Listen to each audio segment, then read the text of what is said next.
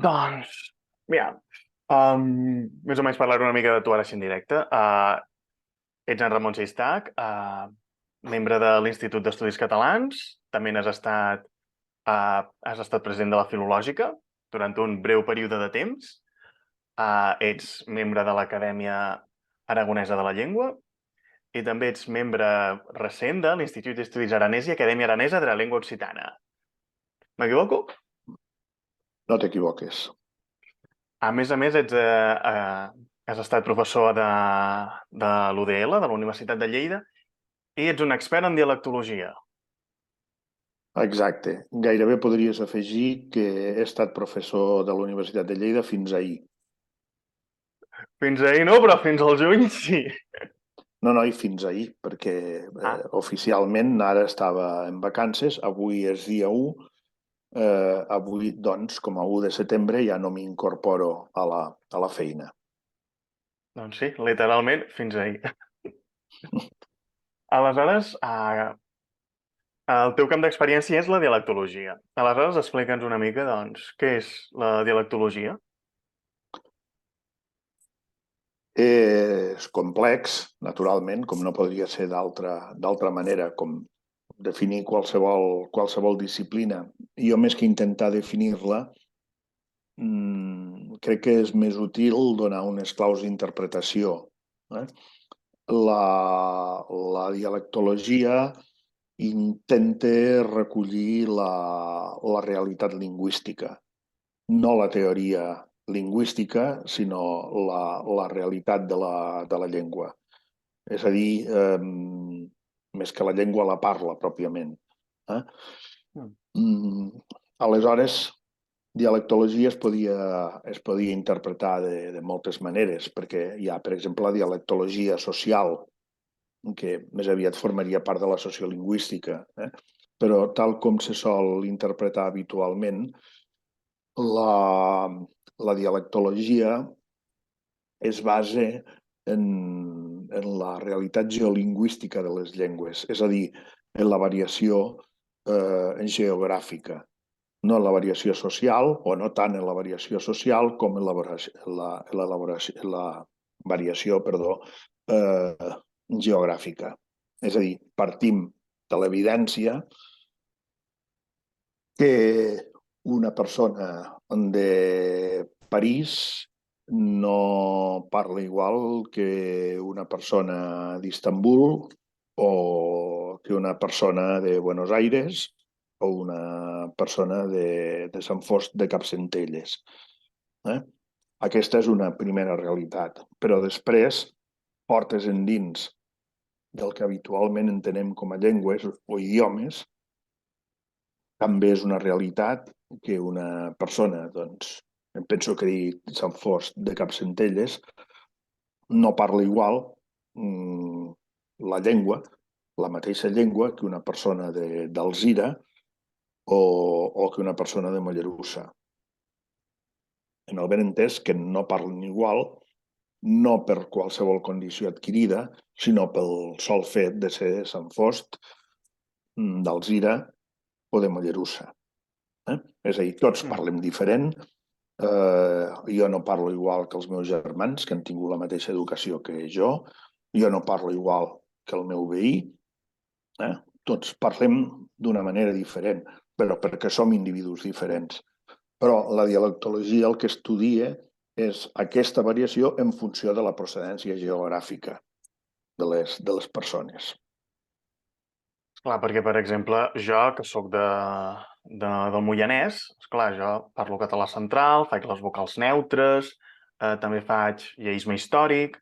Bé, jo no, però a la meva comarca és normal fer lleisme històric, dir, per exemple, moll en comptes de moll o vell en comptes de vell. I suposo que, Exacte. esclar, a molts altres llocs això no es fa i, a més, es pot veure fins i tot com vulgar, no? Exacte. Això, en principi, és el que estudiem. El que passa, estudiem des del punt de vista de la dialectologia. El que passa és que en el món actual i en el desenvolupament actual de la ciència, hauríem de tenir en compte que no podem estudiar els fenòmens aïllats del seu context. És a dir, abans se feia dialectologia d'una manera descriptiva d'aquests fenòmens. Ara treballem, disculpa, treballem en els límits de les coses. És a dir, no podem ignorar que, a més d'aquest tipus de variació, hi ha altres tipus associats a la llengua que s'interfereixen i interactuen amb la variació geogràfica. És a dir, abans he dit que jo parlava diferent als meus germans, per exemple. Però, clar, això pot estar condicionat per altres coses, per factors cognitius meus. Quina ha estat la meva educació, per exemple. Per factors biogràfics meus, on he viscut, que he estudiat, però també, per exemple, per ser mascle.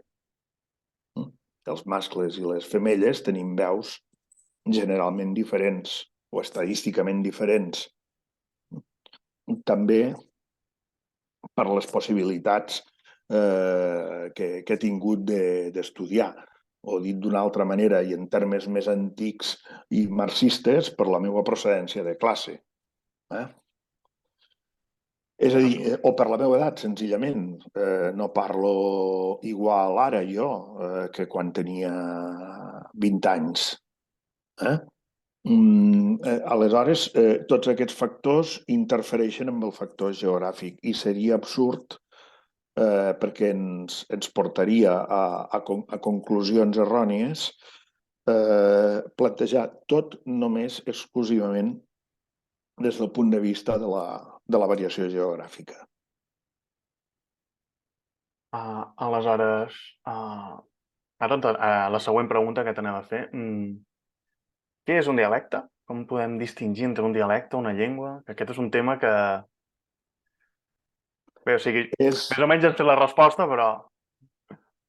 Ja sé que com que sóc dialectòleg t'hauria de respondre.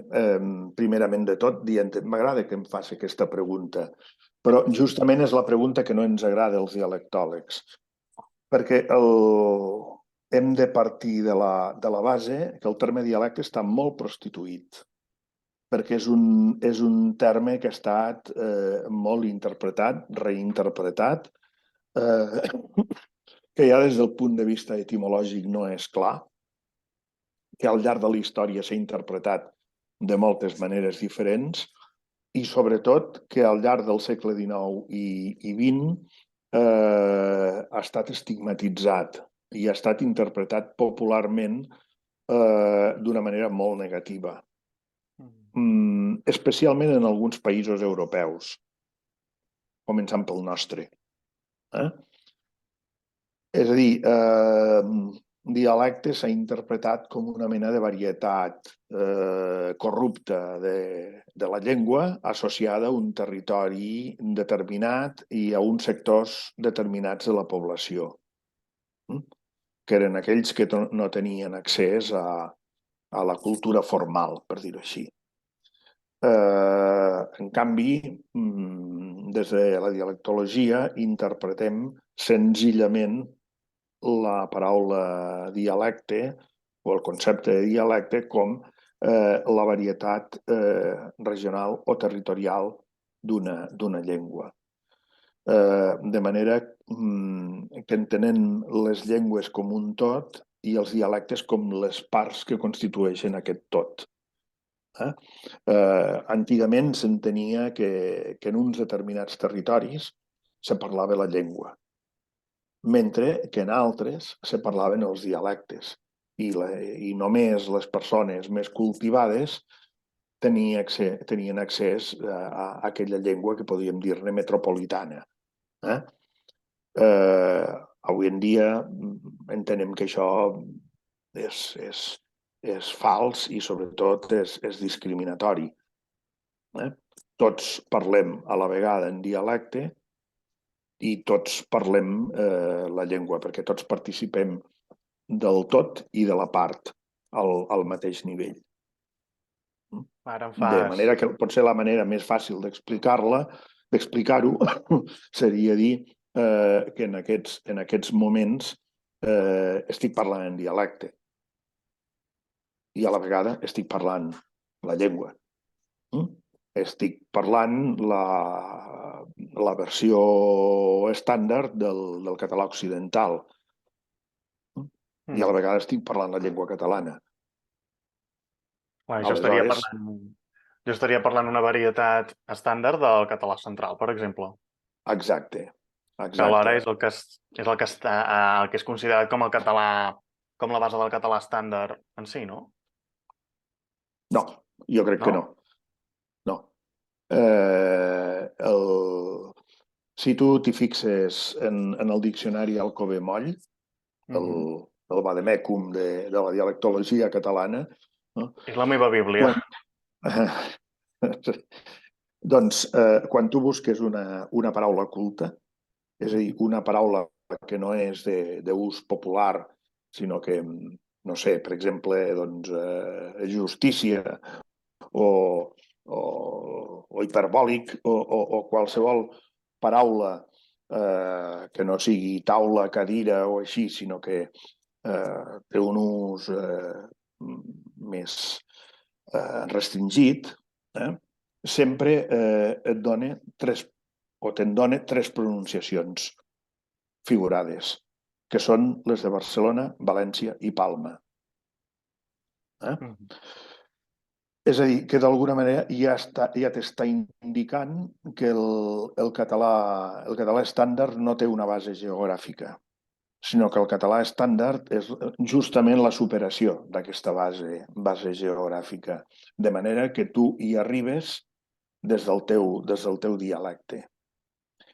I entenc que no sempre s'ha entès així. I hi ha molta gent que encara, com que la referència que tenen del català oral en registre estàndard és el català de TV3, i el català de TV3, la immensa majoria de persones que hi parlen deuen ser tots, suposo que de Sant Joan d'Espí, perquè tots tenen el mateix accent. Aleshores, és fàcil interpretar que la base del català estàndard és el català central, però no és així ni de bon tros. D'acord. Ja. Ara m'has deixat una mica... Perquè, esclar, jo pel que tenia entès era això, no? Que el català estàndard està basat en el central. I, de fet, és el que més s'acostuma a ensenyar, no? A nivell El internacional. català estàndard central, sí, però el català estàndard occidental, no. I Ara, hi ha altres centres, a part, no solament hi ha TV3 en el món, hi ha altres models de llengua oral. De fet, jo no m'estic inventant res en aquest moment. Estic parlant en un model més o menys consolidat, si vols, amb les meves característiques particulars, evidentment. Però estic parlant un model consolidat, que és el que parlen les persones cultes de l'àrea nord-occidental, en general. Els parlants hàbils en català, poc o molt parlem així. I hi ha altres models. Les persones cultes de València parlen d'una determinada manera. Cultes, quan dic cultes, no m'estic referint a persones amb estudis o amb persones formades. Senzillament a les persones que són hàbils a utilitzar la seva llengua en tots els registres. Jo aquest vespre tinc al poble un sopar popular i al tercer porró de vi doncs no parlaré com estic parlant ara, sinó que parlaré com un carreter, amb permís dels carreters que no hi tenen cap culpa. com et surti de Doncs, l'ànima. exacte. Doncs per això, perquè un parlant culte d'una llengua és aquell que sap parlar de tot. És aquell que sap que podria fer una conferència sobre el tema que domini al casino del seu poble, però que també pot renegar parlant de política o barallant-se per una plaça d'aparcament. El parlant, perdona, el parlant no hàbil de la seva llengua és aquell que parla en qualsevol registre, per exemple, renegant, o a la inversa. És aquell que quan s'ha de barallar amb un per una plaça d'aparcament parla com si estigués fent el sermó del diumenge.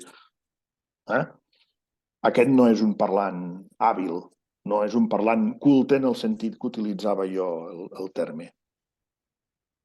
Ara m'hi has fet pensar. Esclar, tenim un estàndard per al central, un estàndard per l'insular i un estàndard també pel valencià, però pel nord-occidental i el septentrional. Com està la cosa? I jo crec que el tema conflictiu és el septentrional. Pel que fa al nord-occidental, el que està és poc descrit. Però funcionar funciona. Perquè si l'estic fent servir i no me representa un esforç especial. I en aquest moment soc al poble i fa una estona estava parlant en un registre molt baix. Vull dir, però tinc uns recursos que més o menys funcionen. I tenim un model consolidat, perquè ha costat consolidar-lo, això sí que és cert, perquè Lleida portava un cert endarreriment històric, però avui en dia jo crec que la gent de Lleida en general, hi ha detalls que a mi em poden agradar o agradar-me menys, però en general la gent hàbil en català de Lleida doncs parla bé en el registre que li correspon. O sigui que aquest català existeix. El que potser cal descriure'l millor per fixar-lo, per estudiar-lo, per difondre'l, perquè sí que hi ha alguns sectors de la població que van una mica despistats. Però jo crec que això es va corregint. Es va corregint perquè jo diria que els professors d'institut han fet molt bona feina en aquest sentit, consolidant aquest model d'estàndard, que és bàsicament o hauria de ser la llengua de l'ensenyament secundari, i que s'ha consolidat d'una manera autòctona i lleidatana. Ja dic, en general, sempre hi ha detalls, sempre hi ha crítiques, sempre hi ha coses que grinyolen, però en general tenim un model consolidat que funciona. El pròxim ple de la filològica, doncs, proposa de per mida que desenvolupin i estudiïn més el català nord-occidental per establir un estàndard així més investigat. I també que comencin a investigar el septentrional, no? Perquè, esclar... Sí, a veure, justament en això estem. Precisament presideixo la comissió d'estandardització de la secció filològica. I aleshores, bé, estem treballant d'una manera que supere la proposta per un estàndard oral que hi havia fins ara. Aquesta proposta ve dels anys, va ser començar a redactar, sobretot la part fonètica, que és la més vistent, sempre. És aquella que s'identifica més fàcilment. I la proposta per un estàndard oral, fonètica, de l'institut es va redactar a finals de la dècada dels 80. Clar, ha plogut molt des d'aleshores. I sobretot, clar, però sobretot, potser ha plogut poc, però no prou. Però el cas és que sobretot els usos orals del català s'han disparat. En aquell moment tot just començava a TV3, tot just començava a Catalunya Ràdio, no hi havia res al País Valencià pràcticament, a les Illes tampoc. Ara tenim, en fi, usos molt diversificats, tenim molta producció audiovisual, tenim l'ensenyament consolidat, etc. Vull dir que han canviat moltíssim les coses, un canvi afegit als canvis propis de qualsevol època. El castellà també, o l'anglès, o el francès, també té problemes d'adaptació de models a les noves necessitats. Però és que en el nostre cas no solament és adaptació a les noves necessitats, sinó que hi ha hagut tot un desplegament en aquests anys. Un desplegament del català. Llavors, la proposta doncs, s'ha de revisar. I és per això que hi estem treballant amb una concepció totalment policèntrica. És a dir, amb representació, amb gent en representació de tots els dialectes que hi està treballant en aquesta proposta i amb el consens de tota la filològica i, a més, amb la consulta a tots els treballs que s'han fet en els darrers anys descriptius sobre els models de català i de tot arreu, amb els llibres d'estil de les televisions, de les ràdios, etc. O sigui que ara tenim molt més potencial també. I sobretot ara disposem d'una eina també potentíssima, que és la gramàtica de l'Institut, que ha canviat totalment la concepció. I els diacrítics. I els diacrítics també. Però els diacrítics, des del punt de vista fonètic, ben poc que em preocupen. Llavors, hi ha hagut un canvi de concepció molt, molt gran, en el sentit que el que pretén la gramàtica és que qualsevol parlant s'hi senti representant, s'hi senti representat dins la gramàtica. No hagi de canviar de dialecte per sentir-s'hi representat. Qualsevol parlant genuí ha de trobar les seues característiques reflectides. Doncs, en certa manera, la descripció que intentem fer de l'estàndard, perquè fixa't, dic descripció de l'estàndard. L'estàndard no el fan les acadèmies. L'estàndard es fa sol.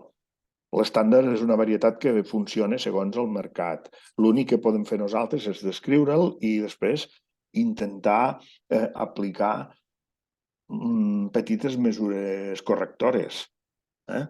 Però no podem anar en contra d'allò que fa aquella gent que deia, aquella gent, entre cometes, culta de cada territori. O sigui, Per això si aquesta és molt gent... important el prestigi que tenen les formes. Si en un territori tenen prestigi, aquestes formes necessàriament han de formar part de l'estàndard. O sigui, si aquesta gent comencessin a fer servir ara el mot barco a tort i a dret, s'hauria No, d'acceptar. és que no es tracta tant d'un mot, perquè en definitiva els mots són les teules del teulat de la llengua. Si una teula es trenca, doncs la canvies per una altra. Però, en canvi, les habituds fonètiques són molt més estructurals des d'aquest punt de vista. El tema del castellanisme, no vull defugir tampoc l'exemple que em dius de Barco. Evidentment, hi ha un criteri de genuïtat i davant de duplicitat de formes, evidentment que triem sempre la més genuïna, sense anar en contra de l'ús, necessàriament. Jo sobre Barco, per exemple, sempre em plantejo que és que la canalla no ho diu. La canalla ha après a dir vaixell.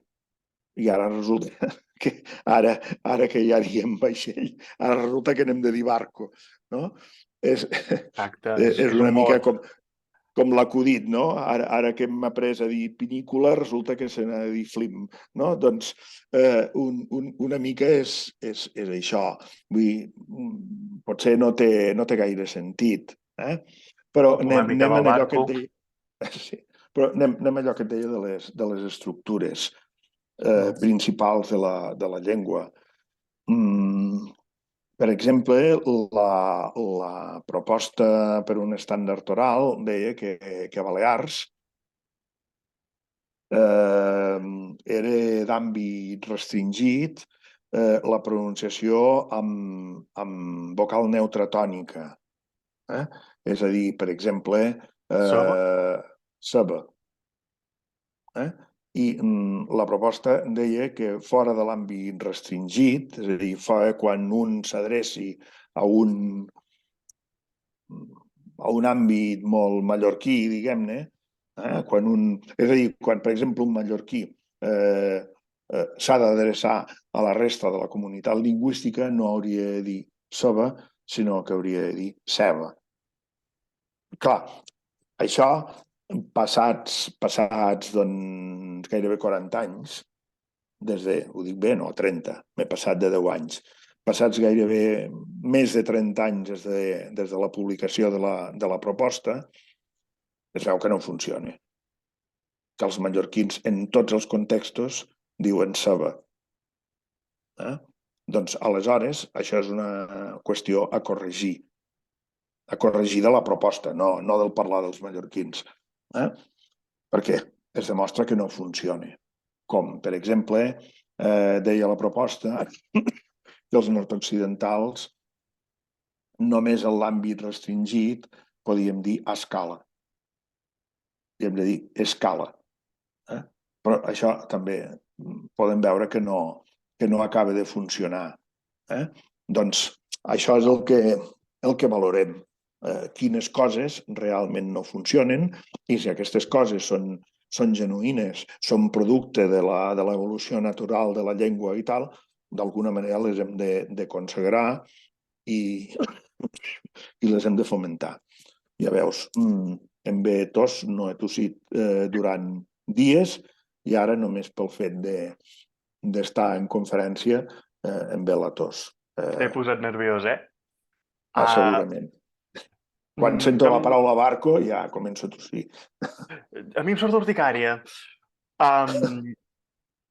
a més, o sigui, treballes amb gent que és defensora del mot barco. A l'IEC. No Hem sé tingut si... quants noms.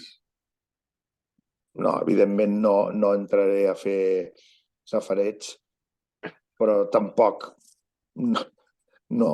El fet és que ara per ara no ha entrat al diccionari. Oi? Va, comencem a les preguntes així una mica més polèmiques, va. Tema valencià. Obrirem la capsa dels trons. Es pot considerar una llengua? És una variant del català? És un dialecte? Quins motius hi ha? Mira, explicat de la manera més senzilla possible. Si te'n vas a Mercolleida a l'hivern, trobaràs un munt de camions que arriben de València. Igualment a Mercabarna o allà on sigui, a qualsevol mercat central de Catalunya. A cap camioner catalanoparlant, és a dir, valencianoparlant, se li acut parlar altra llengua que no sigui el seu valencià? És a dir, com se digui? No. A cap repartidor català se li acut, o repartidor majorista o el que sigui, se li acut parlar amb aquells camioners amb alguna altra llengua que no sigui la seua? No. Doncs ja està dit tot. No solament tenim una intercomprensió perfecta, gairebé total, sinó que, a més, tenim una comunitat comunicativa. Eh? Fins i tot amb els negacionistes, fins i tot amb els blaveros. Eh? A veure, tinc un cosí valencià que ho és, i, i diu que amb mi sí que parla català perquè tinc un català que s'assembla molt al valencià.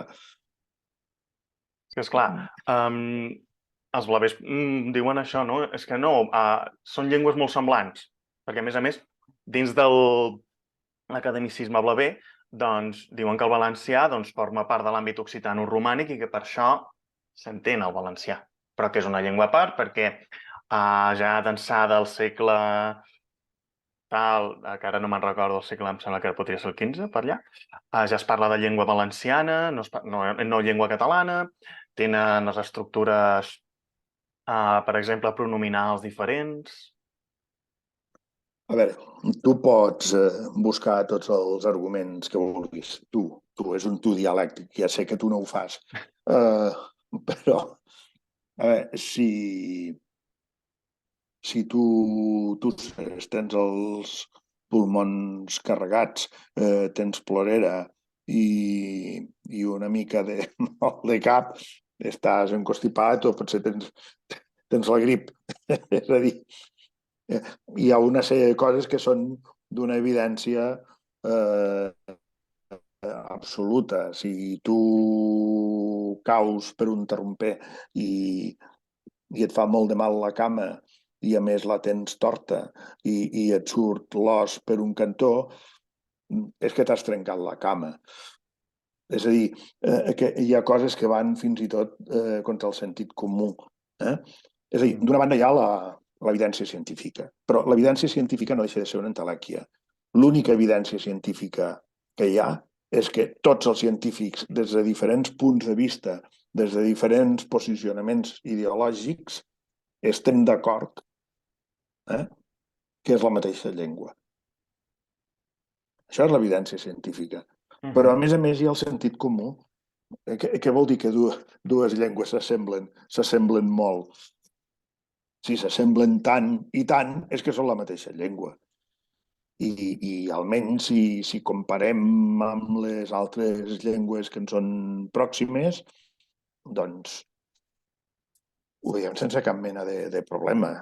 Clar, és un exemple massa utilitzat, però és el més obvi de tot. L'argentí i el castellà són la mateixa llengua o no? És evident que és la mateixa llengua. És a dir, només hi pot haver justificacions de tipus polític per defensar l'actitud contrària.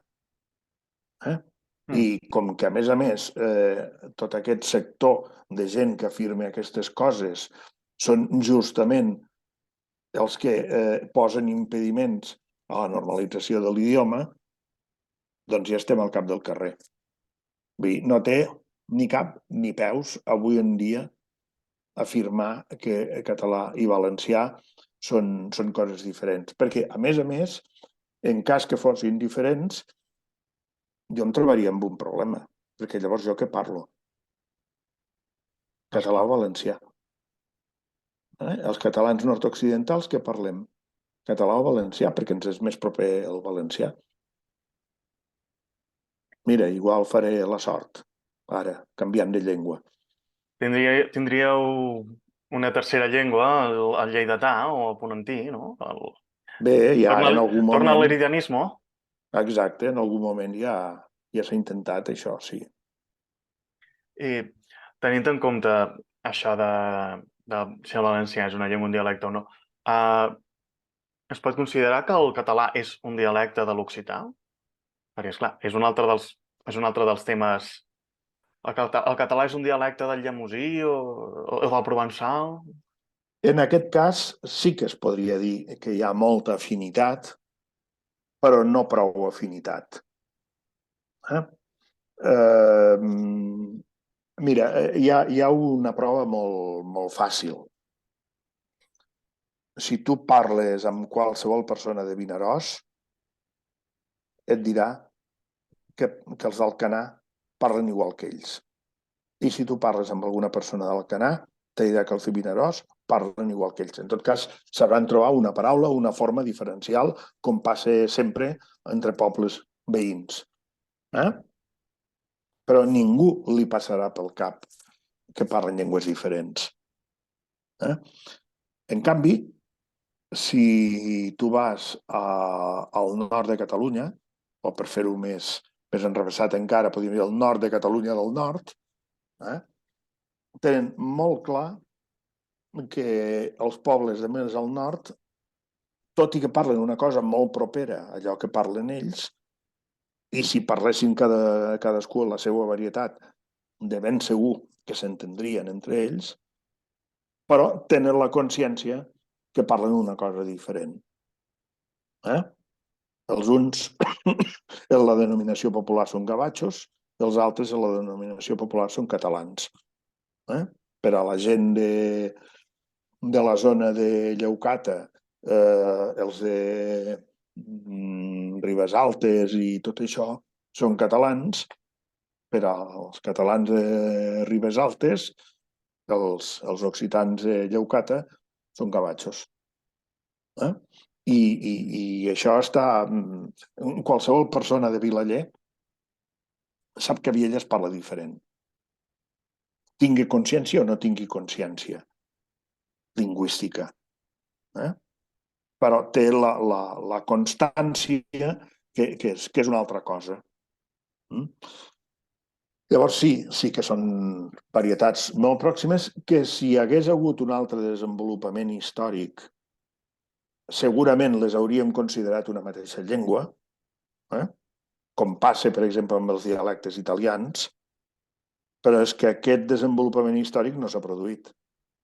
Esclar, perquè, per exemple, a principis del segle XX, doncs, nosaltres dèiem que parlàvem llemosí, els mateixos catalans, no? Parlàvem de la llengua llemosina. Clar, alguns catalans parlaven de la llengua llemosina, però era... Tu fixa't en una cosa. No sé si algú ha escrit sobre això, però si tu et mires els carrers de Barcelona, mires Aragó, València, vas pujant cap a muntanya, Mallorca, Provença i Rosselló. No hauria estat més lògic fer Rosselló i Provença? Sí. És a dir, primer els territoris de llengua catalana, després, per un cantó i per un altre, doncs Aragó, per un cantó, i després, per un altre, doncs Provença. Però, en canvi, Provença es va posar abans que Rosselló. Però això era perquè en aquella època tampoc les comunicacions no eren molt grans i les idees no eren prou clares. Avui en dia és evident que els catalans del nord se senten catalans, se consideren catalans, per bé que la majoria d'ells no parlen català, però se consideren i se senten catalans. I consideren que la seva llengua, sigui la que parlen o sigui la llengua en la qual simbòlicament s'identifiquen, és el català i no és l'occità, que és una altra llengua. Ja dic, si la història hagués anat de manera diferent, si s'hagués consolidat la Corona d'Aragó com una mena d'estat entremig del que després van ser França i Espanya, un estat d'Alacant fins al Massís Central i de l'Atlàntic al Mediterrani, doncs potser sí que avui en dia consideraríem que és una mateixa llengua, perquè dues llengües molt properes també poden convergir. Però no ha estat el cas. Sí, Pere... I com que no ha estat el cas, és absurd intentar refer una unitat. També seria absurd aprofundir en les diferències. Però les coses són com són i corresponen a realitats socioeconòmiques i de tot, però també realitats simbòliques, de representació mental dels individus diferents. Bé, de fet, Lluís Alibert considerava el català com una altra de les llengües d'oc, o sigui, no sé si era com un dialecte més com el gascó o com el llenguadocià, però sí que el considerava dins del seu...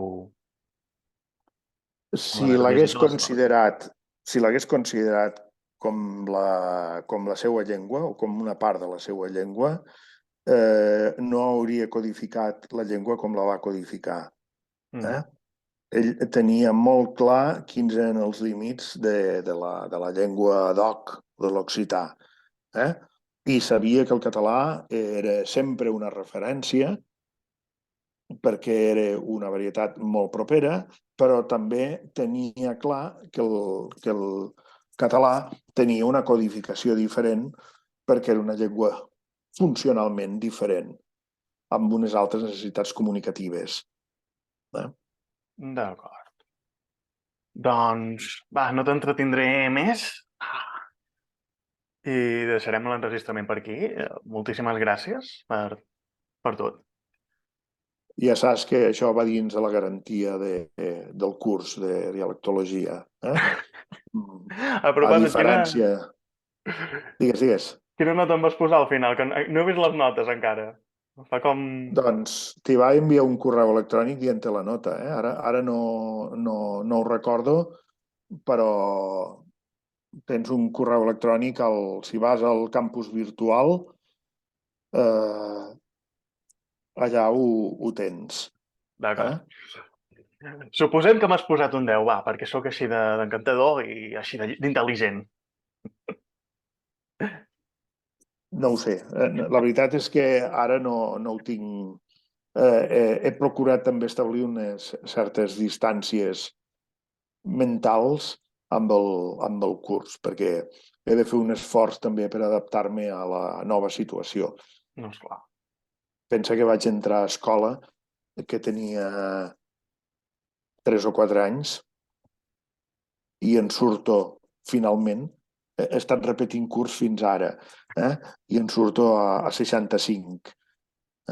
O sigui que això és un canvi d'hàbits important i tot i que continuo en actiu per coses diferents, no? Pel tema de l'institut i tot això, però, però bé, és un canvi d'hàbits i de perspectives i també he fet un cert esforç per, de, no sé si dir-ne, desintoxicació de la docència, que és com una droga.